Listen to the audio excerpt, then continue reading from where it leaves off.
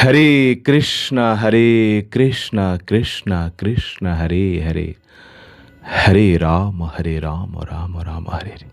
আসুন বরথিনী একাদশীর মাহাত্ম্য কথা শ্রবণ করব। একাদশী ব্রত পালন করলে কি ফল, কি মহিমা, কি বিধি, কি নিষেধ, আর শেষে গিয়ে একাদশী ব্রতের যে পালনের সময়, সেই সময়টুকু আমরা জেনে নেব। যুধিষ্ঠির মহারাজ ভগবান শ্রীকৃষ্ণকে তিনি জিজ্ঞাসা করলেন, হে বাসুদেব, বৈশাখ মাসের কৃষ্ণপক্ষীয় একাদশীর কি নাম, কি মহিমা আপনি কৃপাপূর্বক বর্ণন করুন। ভগবান শ্রীকৃষ্ণ বলিলেন, হে রাজন, এই বৈশাখ মাসের কৃষ্ণপক্ষীয় একাদশী ইহলোকে পরলোকে ইনি সর্বত্র প্রসিদ্ধ, আর এনার নাম হলেন বরুথিনী একাদশী নামে বিখ্যাত। এই ব্রতের দ্বারায় সমস্ত সুখ শান্তি লাভ হয়, সর্বপ্রকার পাপ দূর হয়ে থাকেন। বিশেষ করে দুর্ভাগা স্ত্রীলোক মায়েদের কথা বললেন, সংসারের মধ্যে সুখ শান্তি নেই, রোগ ব্যাধি কষ্ট ইত্যাদি হইতে মুক্তি লাভ করতে হলে ভগবান বললেন এই বরথিনী একাদশী ব্রত পালন করবেন। এই ব্রত জীবকে মুক্তি প্রদান করেন, ভক্তি প্রদান করেন, সমস্ত মনের বাসনা ইনি পূর্ণ করেন। এই ব্রত প্রভাবে আজকে নয়, পূর্বকাল হইতে, অনাদিকাল হইতে ঋষিগণ মুনিগণ সর্বপাপ হইতে মুক্ত হয়ে তারা ভগবত লোক গমন করে। এমনকি শিব কখনো তিনিও শঙ্কর তার কিছু ত্রুটি হয়ে যায় ব্রহ্মকপাল নামক, এই ব্রহ্মকপাল হইতে তিনি ত্রাণ পেয়েছিলেন, মুক্তি পেয়েছিলেন এই বরথিনী একাদশী পালন করে। বলছেন 10 সহস্র মানে 10,000 বৎসর তপস্যা করলে যে ফল পাওয়া যায়, বলছেন একটি মাত্র বরথিনী একাদশী পালন করলে ওই 10,000 বৎসরের তপস্যার ফল ওই এক একাদশীর মধ্যেই প্রাপ্ত করা যায়। সে শ্রদ্ধাবান ব্যক্তি, শ্রদ্ধাযুক্ত হয়ে এই ব্রত যিনি পালন করবেন, তারা ইহকাল পরকাল তারা সমস্ত মনের বাসনা, মনের ইচ্ছা তারা প্রাপ্ত করবেন, তারা সুখ শান্তি লাভ করতে পারবেন। এখন ভগবান যুধিষ্ঠিরকে কিছু দানের কথা বললেন। এই সংসারের মধ্যে কোন দান সর্বশ্রেষ্ঠ?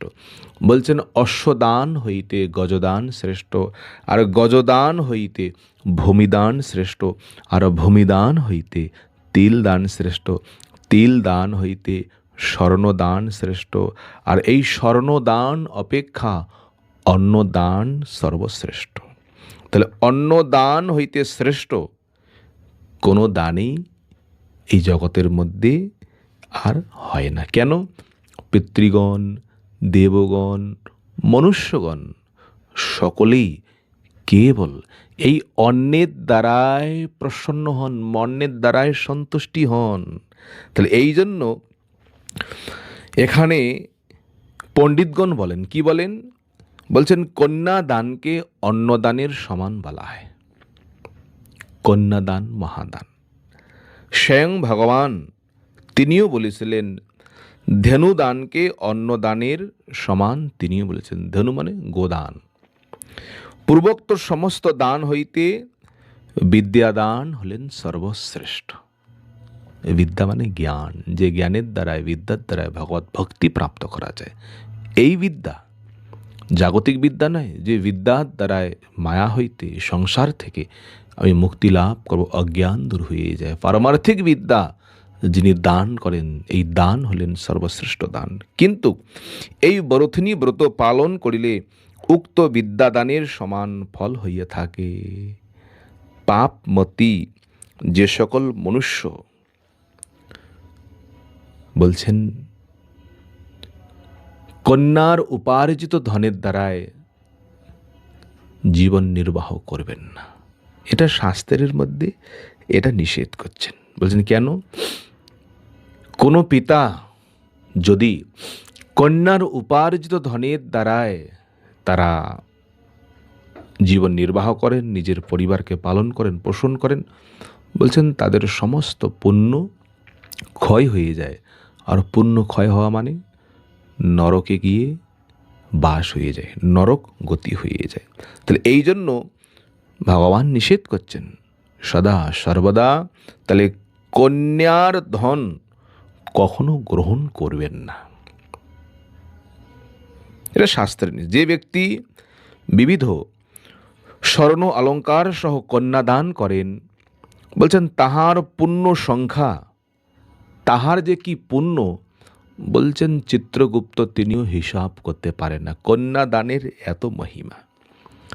তাহলে ওই কন্যা দানের ফলও এই ব্রতের মধ্যে রয়েছেন। কোন ব্রতের মধ্যে? কেউ যদি শ্রদ্ধাযুক্ত হয়ে বরথনী একাদশী যদি কেউ পালন করেন, বলছেন সমস্ত ব্রতের সমস্ত দান যত কিছু রয়েছেন, সমস্ত ব্রত অপেক্ষা, দান অপেক্ষা এই বরথনী ব্রত হলেন সর্বশ্রেষ্ঠ।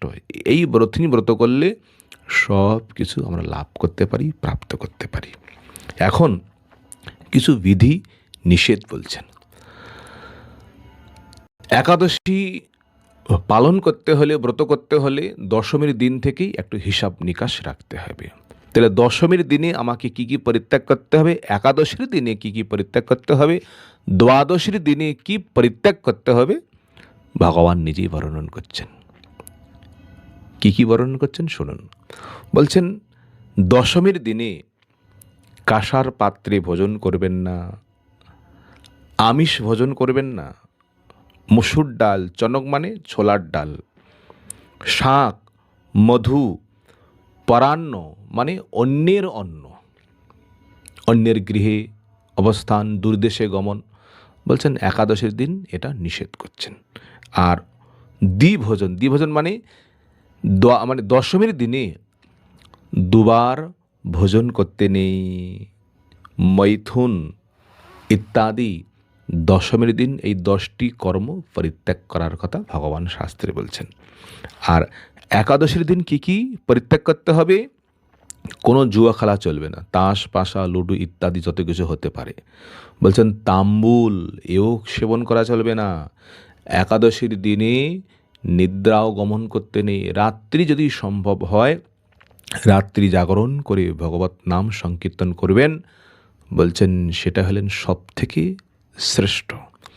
আর দন্ত ধাবন আজকের দিন করতে নেই। পরচর্চা, খলতা, চৌর্য, হিংসা, মৈথুন, ক্রোধ, মিথ্যা বাক্য একাদশীর দিনে পরিত্যাগ করতে হয়। এলো একাদশী। আর দ্বাদশীর দিনে কি কি পরিত্যাগ করবেন?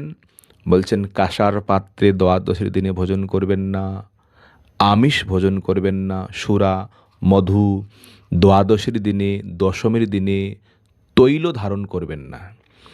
পতিত সম্ভাষণ, পতিত যারা পাপাত্মা, পাপী ব্যক্তি, এদের সঙ্গে সম্ভাষণ করবেন না। ব্যায়াম, পুনঃ ভোজন, মৈথুন, প্রবাস, মসুরান্ন ইত্যাদি দ্বাদশীর দিনে পরিত্যাগ করতে হবে।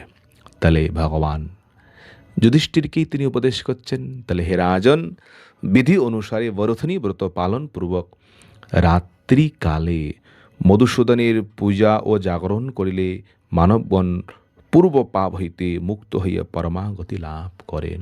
রাত্রি জাগরণের বিশেষ মহিমা। আর রাত্রি শুধু জাগরণ করলে হবে না, রাত জেগে ভগবানের নাম কীর্তন করতে হবে, ভগবানের কথা শ্রবণ করতে হবে, ভগবানের পূজা অর্চন করতে হবে, তবেই সেই রাত জাগরণের ফল প্রাপ্ত করা যায়। অতএব সর্বপ্রযত্নে সূর্য তনয়ে যমরাজের যাতনা হইতে পরিত্রাণের জন্য বরথনী ব্রত পালন করা কর্তব্য। যমের কাছ থেকে কেউ যদি মুক্তি লাভ করতে চান, যম দুয়ার থেকে যদি কেউ দূরে থাকতে চান, বলছেন এই ব্রত অবশ্যই করবেন, না হলে যমপুরী গমন করতে হবে। ভগবানের আদেশ, আমি বলছি না কিছু। ভবিষ্যত্তর পুরাণের মধ্যে এই ব্রতের কথা সেখানে বলা রয়েছেন। ব্যাসদেব গোস্বামী সেখানে বলেছিলেন শ্রদ্ধা সহকারে, ভক্তি সহকারে আজকের দিনে, একাদশীর দিনে যারা এই ব্রত কথা যারা শ্রবণ করবেন, যারা কীর্তন করবেন, স্মরণ করবেন, বলছেন 10 সহস্র গোদানের ফল লাভ হইয়া থাকে। এই জন্য একাদশীর কথা যে আপনারা শ্রবণ করলেন, যদি পরিবারের মধ্যে এইরকম কেউ থাকে তাদেরকেও শ্রবণ করিয়ে দেন, তাদের নিকটেও পাঠিয়ে দেন। তাদেরও পুণ্য হবে, আপনাদেরও পুণ্য হবে। এতটুকু তো করুন। একাদশী করতে পাচ্ছি না, আরে কমসে কম একাদশীর কথা তো শ্রবণ করুন। এক জন্মেই তো হয় না, ধীরে ধীরে ধীরে ধীরে এইরকম আমাদের সংস্কার হয়ে যাবে। সকলেই একাদশী করুন, ভগবানের নাম সংকীর্তন করুন, তবেই আমাদের আত্মকল্যাণ, তবেই আমাদের এই জগতের মধ্যে সুখ বলুন, শান্তি বলুন। সবাই বলুন বরুথিনী একাদশী কি। হরে কৃষ্ণ কৃষ্ণ কৃষ্ণ হরে হরে, হরে রাম রাম রাম হরে। নিতাই গৌর হরি।